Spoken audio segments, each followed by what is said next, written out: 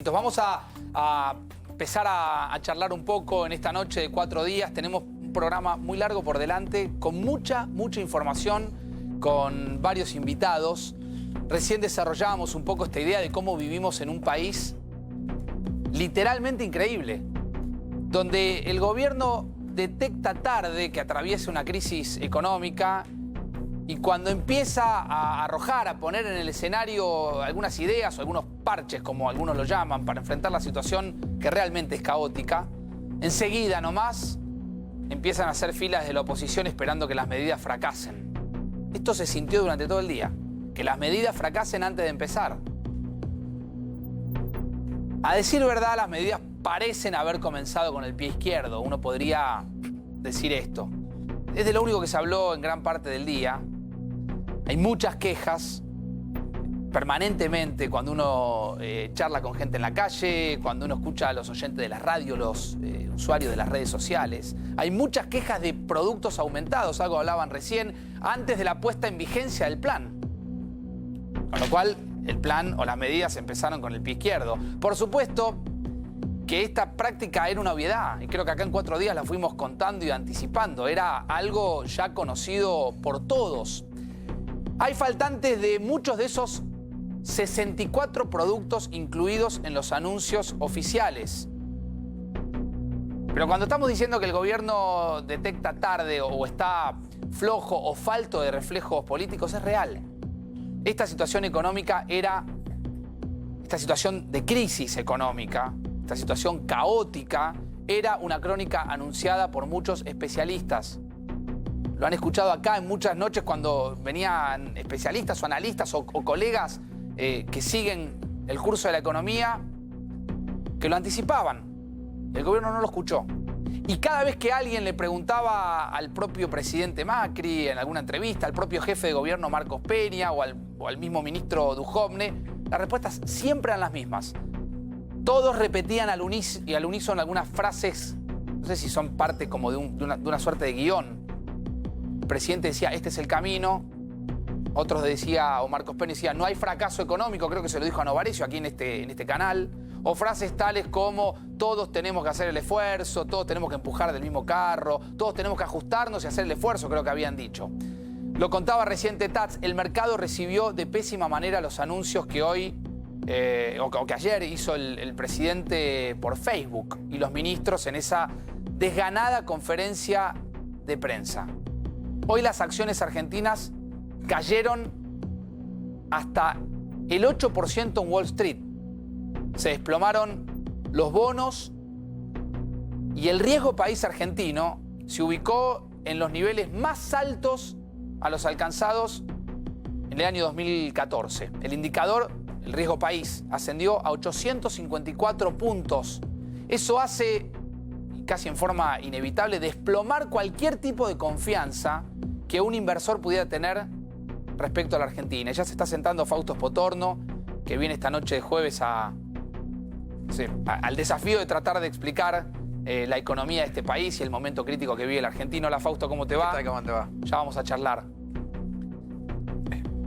Ahora bien, mientras la economía vuelve a ser noticia y vuelve a la tapa de todos los diarios, mientras eso sucede y la economía se instala como parte del diálogo que todos los argentinos tenemos permanentemente, a donde vayas. Vas al supermercado y la gente habla de esto, vas a una reunión y la gente habla de esto, vas a una cena. Mientras todo eso sucede, en Dolores, a 200 kilómetros de la capital federal, aproximadamente, a 200 kilómetros del poder, se sustancia un juicio o una investigación, para ser más preciso, escandalosa. Una investigación que cada día deja más expuesta la idea de que en la Argentina el poder real parece estar mezclado o mimetizado con las cloacas más espurias y asquerosas. Directamente muchos, y ustedes lo habrán escuchado en más de una oportunidad, las llaman los juegos de las cloacas del poder. Por estas horas, donde el gobierno nacional hace el esfuerzo de improvisar estas medidas que ahora vamos a discutir y de las cuales vamos a analizar, medidas de corto alcance, este parche, estas medidas electorales, un fiscal federal y no me refiero al fiscal Stornelli, brindó una declaración literalmente explosiva y escandalosa. Explosiva y escandalosa. Y no sé si no me quedo corto con la calificación, pero quiero ir de a poco. El jueves está cerrando prácticamente la semana, mañana es Viernes Santo. Quiero contarte paso a paso toda la información que tenemos esta noche con todo el equipo de 4 días para que de a poco se vaya entendiendo esta historia. ¿Por qué saltamos en esta Argentina de la economía y de la crisis económica al escándalo de esta declaración que hoy vas a conocer? Porque realmente estamos parados frente a una historia de espionaje que cruza la política con el narcotráfico, con lo peor de las cloacas del poder. Esto que tengo aquí en mis manos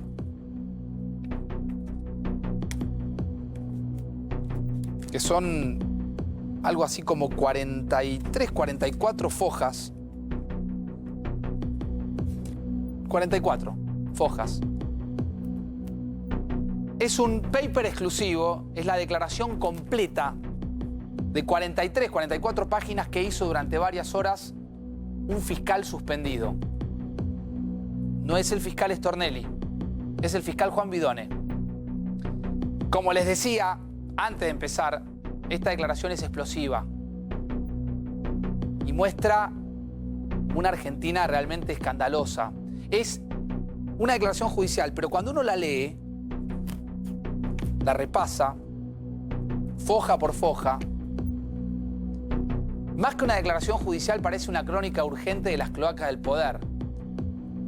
Insisto, mientras vos estás preocupado por la inflación, por los precios, por saber si efectivamente va a funcionar o no, o van a funcionar o no estas ideas, estas medidas del gobierno, hay en Dolores una investigación que es escandalosa. Los dichos de este fiscal suspendido, Juan Vidone, exponen como nunca antes, y créanme que he visto expedientes, el submundo de la justicia federal, mezclado con el narcotráfico, mezclado con las internas de inteligencia, aquellas que protagonizan los espías. Algún día dije acá en 4 días, lo hemos dicho, hay espías por todos lados en la Argentina. Y a todo eso se le mezclan las miserias de la política. Pero vamos al comienzo de esta historia, vamos a remontarnos en el tiempo. Vamos a ir a la Argentina del año 2008. Hagamos un poco de memoria para poder entender por qué de repente esta noche de jueves yo me paro aquí a hacer 4 días junto a todo el equipo para contarte cosas que pasaban hace mucho en la Argentina y que uno prácticamente tenía olvidadas. Ya cuando empieces a escuchar algunos nombres, cuando te mostremos un detalle de archivo, vas a empezar a entender y vas a decir, ya me acuerdo. Si uno se remonta al año 2008, los empresarios Sebastián Forza, Damián Ferrón y Leopoldo Vina fueron un día de agosto del 2008 reportados como personas desaparecidas. Exactamente el 7 de agosto del año 2008. Desaparecieron. Nadie sabía dónde estaban, ni sus propias familias. ¿Dónde están los 3 empresarios? ¿Dónde están estos 3 personajes que irrumpían en la vida y en las noticias argentinas? Durante varias horas y días se los buscó por todo el país. Recuerdo que hasta se llegó a decir que no estaban porque se habían ido de juerga el fin de semana. Pero la realidad era otra. Los 3 empresarios se habían reunido en un supermercado en el sur del conurbano bonaerense, en Sarandí, más precisamente, para intentar cerrar un acuerdo y meterse de lleno en el negocio de la efedrina, que en ese momento no era una sustancia prohibida. La efedrina era, en ese momento, muy requerida por los carteles de la droga mexicana o por los carteles mexicanos de la droga para poder hacer droga sintética. Eso pasaba en la Argentina. Para poder hacer pasta, como se le dice en la jerga delictiva a la droga sintética. Y los buscaban y arreciaban las sospechas y las hipótesis. Y después de 7 días exactos de búsqueda incesante y de máxima preocupación inclusive oficial, los 3, Forza, Ferrón y Vina, fueron encontrados en General Rodríguez. Una noche que jamás voy a olvidar, de muchísimo frío, del 13 de agosto del 2008. Los habían asesinado. Tenían disparos, quemaduras. Había evidencias claras en sus cuerpos de que habían sido torturados recientemente. ¿Te acordás? ¿Te acordás de esa Argentina? Ahora vas a entender por qué esa Argentina está volviendo. Mirá. El triple crimen que paralizó al país. El 13 de agosto del 2008 aparecieron asesinados en General Rodríguez 2 empresarios del mundo de los medicamentos y un publicista. La pista del negocio de la efedrina vinculó inmediatamente al caso con el narcotráfico y la política.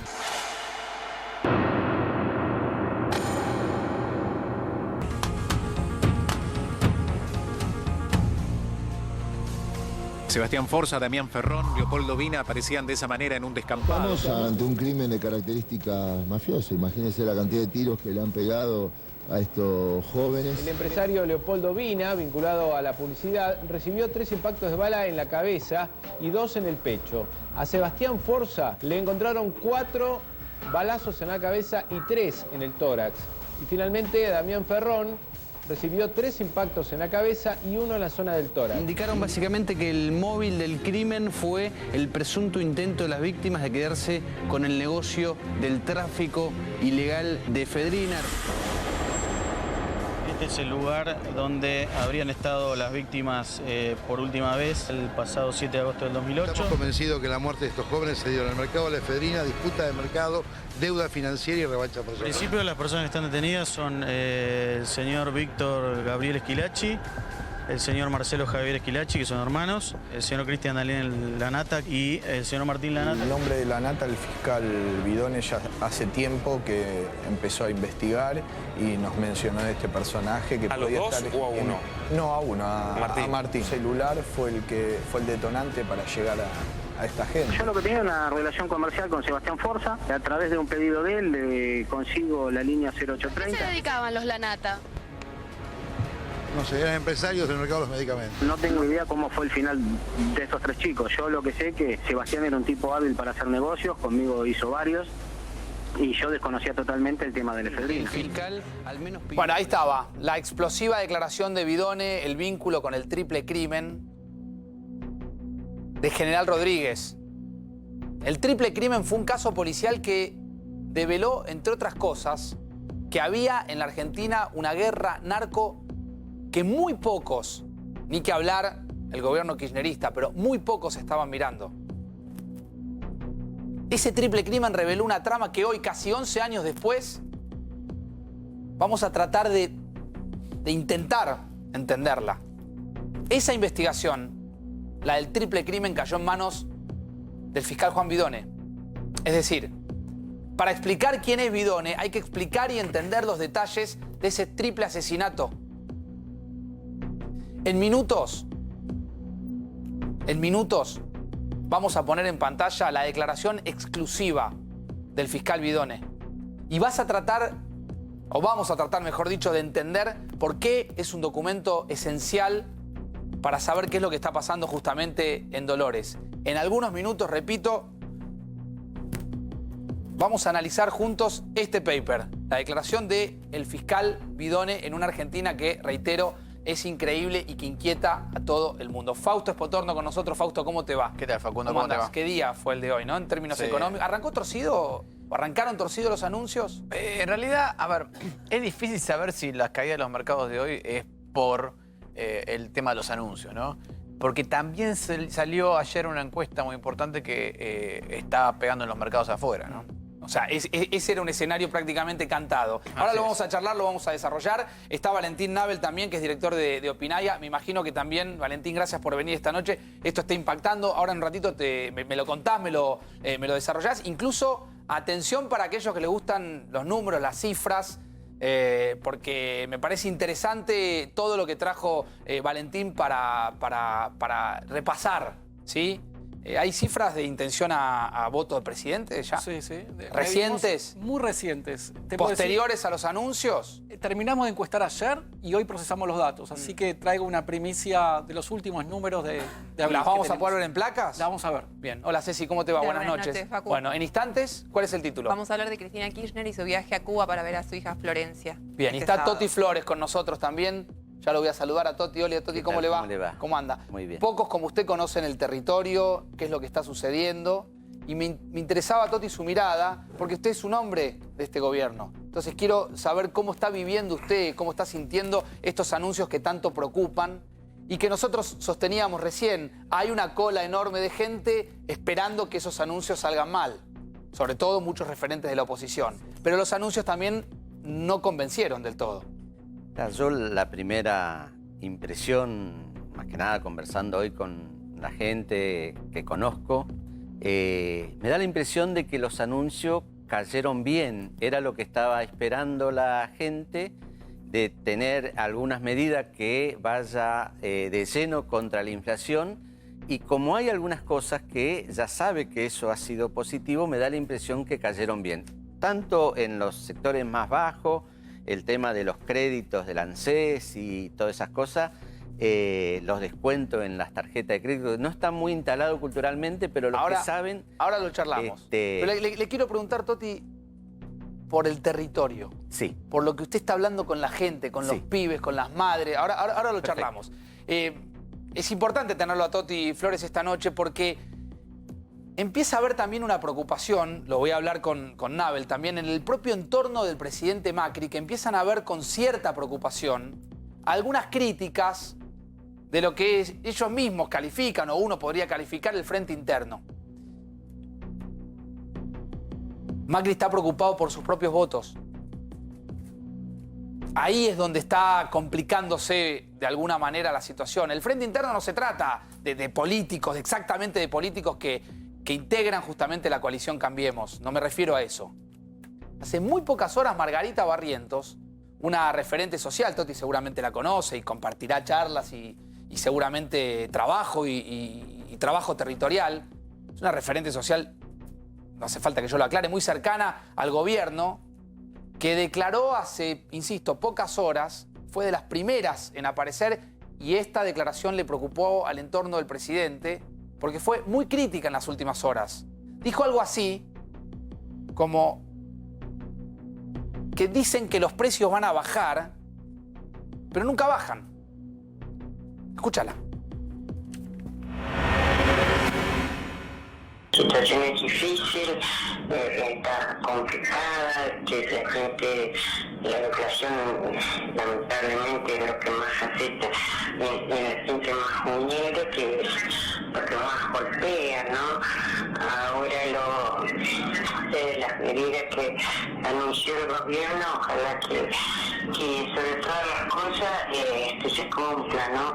Y que haya lo suficientemente la cantidad de alimentos para uno comprar, ¿no? Porque nosotros compramos cantidad y a veces no tenemos el stock de la mercadería, y que sean, qué sé yo, que cuiden lo que están proponiendo los precios, cuidado que lo cuiden para que la gente pueda acceder, todos podamos acceder a esos precios, ¿no?